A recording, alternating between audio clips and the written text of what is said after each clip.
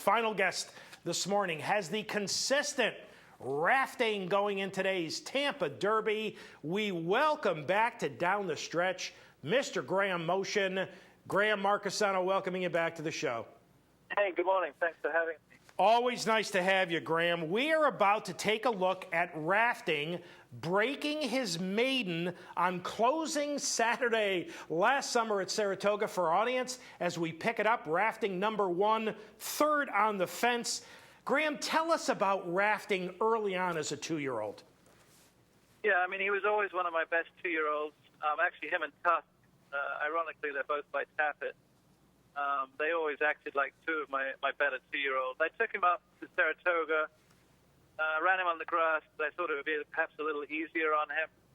And his pedigree certainly indicated grass, but I really don't think he handled it that well. And then when we got him back on the dirt, he came through. Yeah, this was an awfully nice effort. I mean, it's never, ever easy breaking from post one, going 7/8 at Saratoga, but he took some dirt. He came out from behind rivals, ran him down. This was a good-looking maiden victory. Yes, I'd actually forgotten that he was in the one hole that day. But like I say, he'd always showed that kind of promise. I mean, I'm always very reluctant to take my two-year-olds to Saratoga, so if I show up in Saratoga with one of them, you better believe they've shown a little something in the morning. Graham, please take a moment to describe rafting for us from a physical standpoint. What's he look like? He's kind of a big, strapping horse, very classy, got a tremendous disposition, very laid back about everything. Tappets can tend to be a little bit hot-headed. Yeah. He's actually not. He's very manageable. Has he changed much physically from 2 to 3? Yes, he's definitely grown up and filled out. Looking at him, he's kind of still a big burly horse, and I think in hindsight, he probably benefited from that last race at Tampa. Maybe he needed it. Well, we're about to take a look at that last race from Tampa. It was the Sam Davis for our audience. Rafting number 5 will finish second behind Destin here after threatening in the lane. Graham, talk about this effort, if you would. Yeah, I mean, initially I was a little disappointed. He kind of loomed up there at the quarter pole. Looked like he had dead aim on Todd's horse. And then he just weakened a little bit in the stretch. And like I say, I'm hoping just maybe he needed the race. Tampa's a tricky track to run on if you don't stable there, especially off a layoff.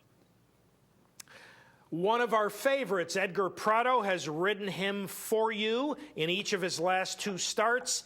Won a victory at Gulfstream Park West against Fellowship, and this second-place finish in the Sam Davis. What's Edgar had to say to you, Graham, about him? Well, Edgar liked him a lot that day that he rode him at Gulfstream West. He kind of did everything right. He put it all together.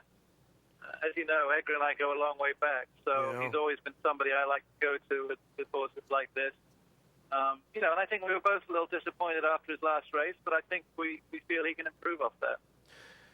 Graham, I have only seen one published work for rafting since the Sam Davis. A, is that accurate? And B, is everything okay? Yeah, that's very much what I do. I usually wait 3 weeks after a horse has run to breeze them. He actually breezed 3/4 in 14 that day. I thought it was a very good work. He worked with a nice older mare of mine called Tiger Ride, who's a multiple stakes winner. And not something I would normally do with a 3-year-old at this time of year, to be breezing with an older horse. So that shows you what I think of him.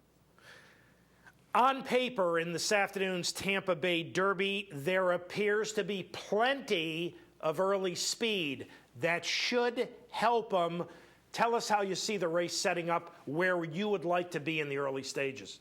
Yeah, I mean, I agree. It looks like a lot of speed on paper, but sometimes that could be misleading when everybody sees the same thing. But look, he's got a good post. I think he's very tactable. Edgar can put him where he wants. He knows him now. You have a couple of other nice 3-year-olds. You mentioned one of them. You mentioned Tusk. You also have Cassiopeia. They ran 2-3 in the El Camino Real on synthetic. Tell us about them. Yeah, Cassiopeia, we'd actually hoped to run at Gulfstream on the dirt. He's trained well on the dirt. He was actually breezing with rafting before I ran him at Tampa. There really wasn't a good spot for him at Gulfstream, and that's why we fastened on this race at Golden Gate. Unfortunately, he walked out of the gate, which really surprised me. Gave himself really no chance. He had to circle the whole field, probably ran well to be third. Tusk, on the other hand, had a really good trip. I was very pleased with his effort to finish second. Cassiopeia is really a horse we want to get on the dirt. I think Tusk's future is going to be on the grass. So where will Cassiopeia go next? The plan with both of them is to run at Turfway in the Spiral. Unfortunately, with Cassiopeia having raced in Europe, he's going to be low on the earnings list, so there's a good chance he won't get in. Ironically, I've been in that position several times before in the Spiral. Am I correct, Graham? Cassiopeia has yet to run on dirt? That's correct. That sounds like a recent Kentucky Derby winner that we're both familiar with.